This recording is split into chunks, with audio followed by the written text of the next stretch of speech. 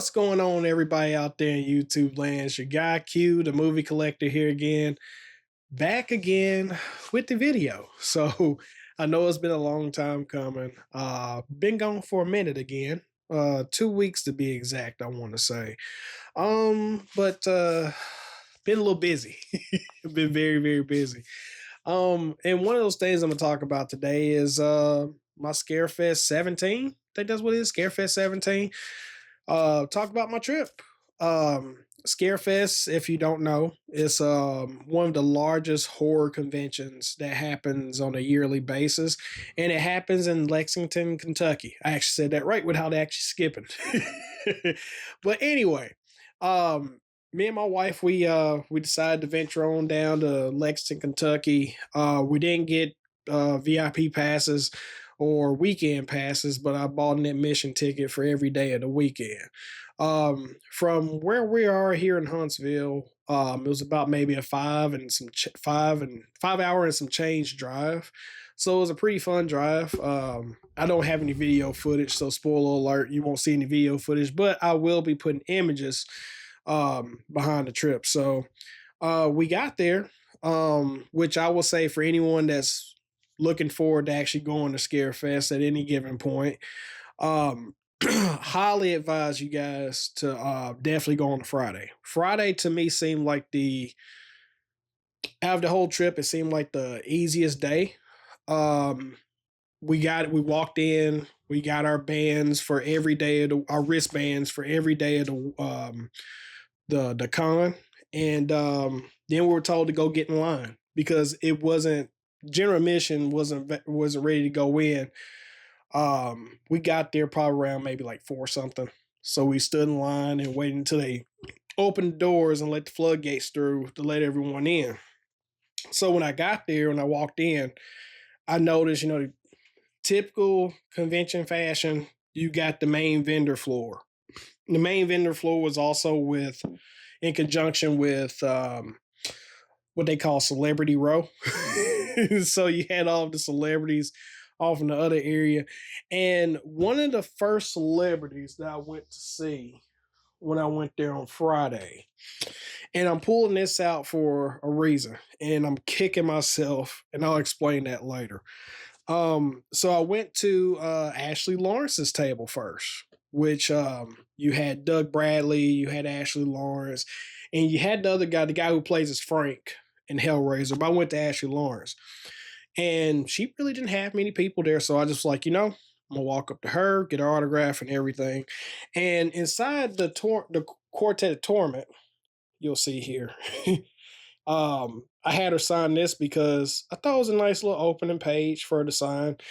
And you'll see the picture I took with her as well. My mission was to have her sign her spot in the book and also have Doug Bradley kind of just sign the front of it, but I never got around to Doug Bradley. But very sweet. Ashley Lawrence was very, very sweet. And then at that point, we browsed the floor just a little bit more, walked around because I had a photo op coming up that I had to take with Barbara Crampton. And you'll see here as well. Barbara Crampton, I will tell you, she is a legend. Very, very sweet if you ever get a chance to meet her. And so when I got that picture done, I got back onto the floor. We walked around a little bit more, and I'm trying to show you guys this. I gotta get this out. This is for later. But then we walked around. I said, let me give it a minute so that way she'll return back to her booth. So then she come back, went to her booth, took a selfie with her, and also got an autograph. But I got thinking, I looked at her table because typically when you go to these conventions, they have most of the celebrities there. They have their tables filled with, prints of their characters they portrayed in different movies. And sometimes they have poster art. And so at her table, she had the poster art that Ignite Films had made in conjunction with the release of Reanimator they came out with. So as you guys see here, I want to find some way, and I'm sorry for the glare, guys. You guys can see here, this is her signature. So then right after I went and got her signature, I went over to Bruce Abbott's table. And then I got his signature here. And then I went over to Jeffrey Combs' booth and got his signature too. And you'll see the selfies that I took with all of them. All of them are amazing. I will tell you that much. Very, very amazing. Now, I'm jumping the gun here when I talk about this, but one of the biggest celebrities that was there was Robert Englund. I had high hopes and hoping that I would get his autograph for him to sign my part one glove there. But being a part of the Facebook groups is always a nice thing because you get to talk to people that's been to the Scarefest over the past few years, and they tell you pretty much what you need to expect when going there. So what I found out very quickly, and I saw this while me and my wife was waiting in line for general admission. Um, when they started letting us in, we walked right past the area where Robert Englund was signing autographs. And poor guy, he had been sitting in that room from, I want to say, from the moment VIP was let in, just signing autographs. And there was a long line leading up to his room. So he wasn't even part of Celebrity Row. He was tucked off in a room by himself. And I made up my mind before the trip even happened that, you know what, I'm just not going to chance it. Because the last thing I wanted to do was actually get there, wait in line every single day in hopes that I would get his autograph, which I come to find out a lot of people got a chance to wait in line that never got his autograph, which is understandable. He's in his 70s. He has arthritis. So if you have VIP or even if we want to chance it, that's on you. I just wasn't going to take that chance. But the first day it was a blast. First day was a blast. The second day, however, was, I don't want to say it was a nightmare, but it was a lot of people. Saturday, for most convention weekends, if you've never been to one, Saturdays are typically the busiest day of the convention weekend. Scarefest was no exception. We quickly discovered when we got there Saturday that we had trouble finding a place to park. We ended up finding a place to park, given the fact that we did have to walk a little further distance, but it wasn't too horrible. So we got in. Definitely way more crowded. Way more crowded this day. But on the second day that we were there, which I'll show you guys this. I forgot to add this too about Friday. Sorry about that. I'm jumping the gun again, people.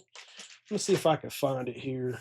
The second day that we were there, and I'm trying to make sure I get a chance to show you guys everything because I got stuff spread out all over the place, and I've got to get this stuff either framed or found somewhere where to place this stuff. So this, which I probably already showed you guys this, but this is me and Barbara Crampton. And also that day, me and my wife, we got a chance to meet Heather Langenkamp and Robert Englund. So that was awesome. And the photographer thought I blinked. I just smiled that hard to where it looks like I'm blinking. So we're able to take 2 photos. You guys see there. So we're able to take 2 photos with both Heather Langenkamp and Robert. But yeah, so the second day we got there, I had a photo op scheduled with Kane Hodder. And I didn't want to just do a photo op with Kane Hodder. He was going to be in costume for the Part 8 get up. So I got a funny story to tell about this one. So my wife, you guys see here, and I'll show you guys this here again. So my wife was killed by Freddy. And so I told her, I said, well, you know what? Since you got killed by Freddy, I'll get killed by Jason today. So it came time for us to walk in there, and we walking up. And Kane is just cracking up jokes in costume and everything. So I walk up to him and I say, hey, I'll be your victim. He looks at me and he says, you'll be my victim, huh? And he looks over and he says, this guy said he'll be my victim. So then he says, come here. And he grabbed my head and contorted it. Like he was just going to shove my head into the camera or whatnot. But it was so awesome. But this is the result of that photo, as you guys can see there. And again, I'm sorry about the glare, people. But yeah, we after he did that, the picture was taken and he shoved me away. I was thinking to myself, man, Kane still got some strength on him, man. So we all cracked a laugh and everything. He made my wife laugh and everything too. So that was pretty awesome. Um, and I want to say I think that was the only photo op we did that day. And then after that, we pretty much went across the floor. We grabbed something to eat. Um, and while I was also there, when we get back onto the main floor, I'm trying to make sure I got this right for you guys. Get back onto the main floor. Now, I found out that Dana Campbell, who was, gosh, I forgot what the name of her character was in Friday the 13th Part 3, but she's the final girl in Part 3. And Saturday was her last day there. So she was only there Friday and Saturday. I went to her booth. She had her family there, which was her son and her daughter there, and they were awesome. And I'm gonna stick true to it. I'm gonna go through it and buy her son's books because he did a biography book on Dana Campbell as well as doing some science fiction. So I'm gonna look forward to actually picking up those books at some point. But I walked up to her. Dana Campbell was really, really sweet. She was very sweet, and this is what she wrote for me here. She said, "It's you." Because I wanted that quote because that's like one of my favorite quotes from Part 3 is when he comes out of the mask and she's like, "Oh my God, it's you!" But I wanted her to put that there, so that's what she put there. She signed my name and everything. And then after that, who was it that I went to see after that? I want to say the next person I went to see was Miguel Nunes Jr., which, if you guys don't know who he is, most people familiarize themselves with him playing as Juana Man. That's just popularity opinion. But he's better known as Demon from Part 5 of Friday the 13th, and he also played in Return of the Living Dead. So I went to his, and this is what he signed. He said, ooh, baby," because that's what he was singing when he was on the stall. Really cool person, but I would tell you this much: I was a little taken back because I got spoiled from the other booths. From most of the other celebrities, they taking their time to talk with you and get to know you and everything. But I was a little taken back because he kind of just rushed through it and he spelled my name wrong. So, but overall, he's a cool dude. It's just that he was being very speedy and there was nobody in his line. So I don't know why he was trying to rush me away. But yeah, so I met him as well. We went to a few panels. Dana Kimmel and the guy who played as her boyfriend in Part 3, they had like a panel on Friday, well, not Friday, on Saturday. And then we also went to the Dream Warriors panel, which you'll see some pictures below from that as well. That was pretty fun. And that actually inspired me to go to another person's table, which I'll talk about that here shortly. And then at the very end, because I had bought me and my wife VIP tickets to um, Danielle Harris and Scout Taylor Compton's very last Talk Scary to Me podcast, and they were doing it live. But I went to Scout Taylor Compton's booth before that happened and took a selfie with her, and I got this signed here. So she was awesome. Very, very nice. She's very, very sweet. But we went to the Talk Scary to Me. We were able to take selfies with both her and Danielle Harris.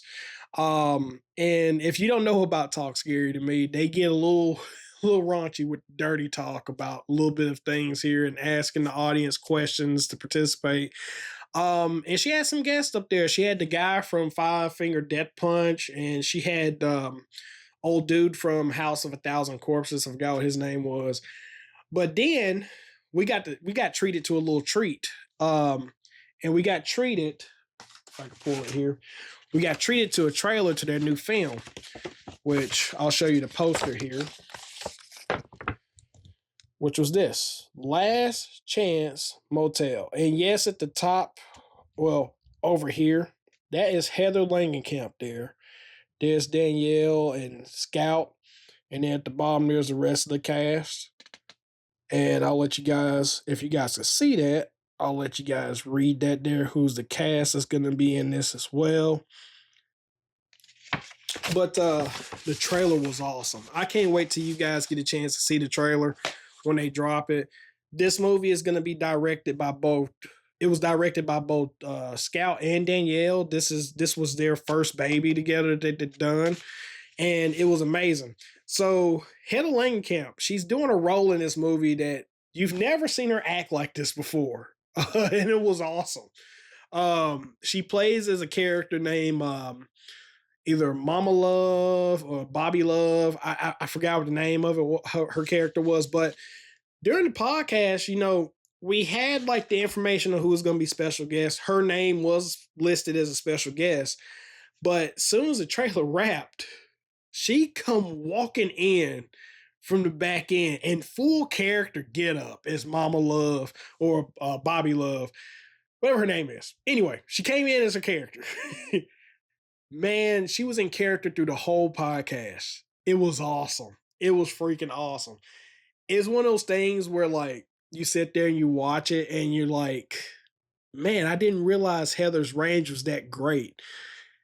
I got a taste of that from The Life of Chuck, but man, this is like completely left field of anything she's ever played, and I thought it was awesome. So if you guys get a chance to when that trailer goes live for that movie, definitely check it out. I can't wait to see it. It's going to be a great film. I can already tell it's going to be great. Yeah, I won't tell you guys what it's about. I'll just wait for you guys to see the trailer when it drops. I do know it's supposed to be premiering at some New York Film Fest in December, I think. Just look them up. but uh but yeah, Talk Scary to Me was great. And it was sad that that's their last thing together, but it's led them to opportunities so they can actually become directors. And from the looks of that trailer, it looks like they're off to an amazing start. And the crazy thing about it is they shot that entire movie in 12 days. So, yeah. So there's that. So on the last day that I was there, I tried so hard to get Heather Langenkamp's autograph. But then I was disappointed to find out that she was going to be leaving at 3 o'clock on Sunday. So I didn't get a chance to have that. So I had a choice to make. And these are things you have to worry about when you go to a convention, is that you got to really pick and choose who you're going to go after to get an autograph from. And it was either between her or Kane Hodder. And I decided, since I had such a great time with Kane Hodder during the photo op, I was definitely going to wait in line for him. So I chose Kane. And I'm so glad that I did. And at the convention, there were some booths selling some replica masks. And I bought a Part 8 mask with the intention of having Kane sign it. So here's my Part 8 mask. Highly detailed. Look at that. You even got the green stuff there. It's got the scarring in the right places. But as you see there, he signed it for me. Yeah, he signed it for me, which I thought was awesome. So that was well worth it. And we had a good laugh. Basically because he said, "How you spell your name?" So I told him how to pronounce my name, and he spelled it just perfect. And he went over to the guy next to us. He was like, "Could you spell his name out? Could you say what his name spelled out as?" He spelled it out for him, and he couldn't get it right. So I thought it was really funny. We had a really great laugh there. One of the things I've got to mention also on Saturday. Forgot to mention this about Saturday. Saturday, or was it Sunday? I can't remember. I went to Lisa Wilcox's booth. She plays as Alice in Nightmare on Elm Street Part 4 and 5. She was the Dream Master. And I heard a rumor that during cons, she actually brings along mini nunchucks and actually a real set of nunchucks. So I walked over to her and I said, "Well, I heard from a source that you carry both mini and the normal size nunchucks." She said, "Yeah." She said, "Which one do you want to go after?" So I said, "I want the full size nunchucks." So she said, "You know what? You should be privileged," because she said, "I only brought 3 with me on this trip, and you're like the second person to get one." So she signed the nunchucks, which was awesome. So I'm gonna place that up here on my Freddy shelf. This is definitely gonna be the Freddy shelf. I got another item I've got going up here, which You guys can see here, I got the Ultimate Freddy from part 1, highly detailed. And I also got a Freddy from part 2 that I'm gonna place up here as well. Stay, Freddy, stay, don't fall. Um, so I'm gonna place this up there as well. But I also picked up this, another NECA figure, this time the part 2 figure. And I can't wait to display this. This is like my favorite Freddy makeup and my favorite Freddy, period. I'm trying to debate whether or not if I'm going to place it on top or the other side. I think I'm going to place them on top of the Steelbook set. What do you guys think? Let me know in the comments. But yeah, during that last day that we were there, I went over to Lisa Zane's booth. And this is where I started to see con fatigue start to set in with the staff. Let me just say this. I don't have a single negative thing to say about the Scarefest staff. They were awesome. The most professional ran convention I've ever seen. It was highly organized, from the Warren's Occult Museum, which I'll show pictures of Annabelle at below. Yes, we saw the real Annabelle. From that, because it had 3 levels. You had the first level where which is level 3 anyway, that had Celebrity Row and the vendors there. You had the second level, which had the cafeteria, the Warren's Occult Museum, and there was like another panel room there. And then you had level 1, which you had the main panel room, you had the secondary panel room, and then you also had the photo op room down there as well. And you had the area with a bunch of vendors, which, may I mind you, my friends Alex and Jess from Monster Mall, which I always talk about them all the time. Very, very great place to get your physical media from. I was able to pick up a very rare slipcover that I cannot show on here.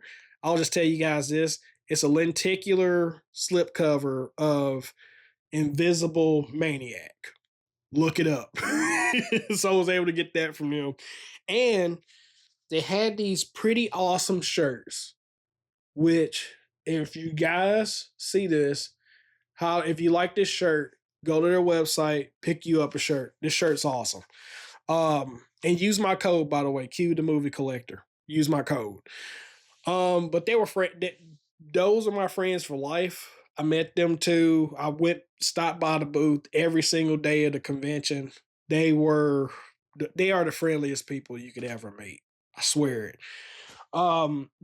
Yeah, so went by Lisa Zane's booth. And again, you can see con fatigue actually start to set in. The first 2 days, every celebrity out there, they had someone on standby that was there to hold the phones and do selfies. And by Sunday, you could tell most of the staff weren't in that area. So I had to have someone eventually came by and held the phone and took it, but you could tell she was very irritated. And rightfully so. I know it's Sunday, it's the last day at the con. So I had that done. And I'm trying to see, did I go to anyone else? I did. And the next person I went and saw was Ken Foree. Now, I know what you're thinking. Why did I go with Joe Grizzly over the character he played in Dawn of the Dead? Well, I fell in love with Joe Grizzly before I saw Dawn of the Dead. I'm a Dawn of the Dead fan, but Joe Grizzly was my first love. So I had him sign this legend, an icon. We chatted about the upcoming anniversary for From Beyond. We talked about that. Very, very nice guy. And then I had met up with Danielle Harris. I went to her booth, and she was very sweet as well. So yeah, that was awesome. But I will say, the one person that I met that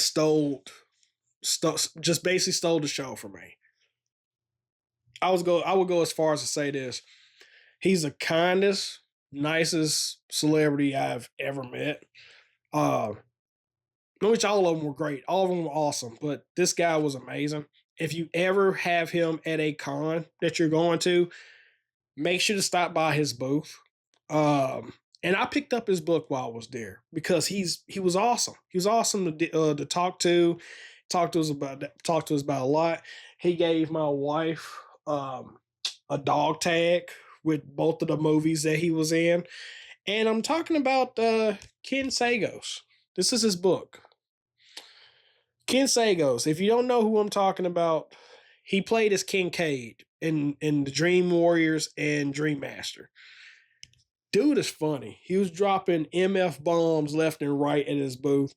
And I wanted to support his book because I know he's also got a short film on this book that he created. You'll see there. He signed that for me. But then he had also had this nice artwork. I'm probably going to frame this because I don't know if you guys know this or not. Kincaid was my favorite Dream Warrior out of the gang by far. And I saw this artwork at his table and I was like, man, you please sign this for me, man. This is fire. But look at there. It's artwork of him facing off against Freddy.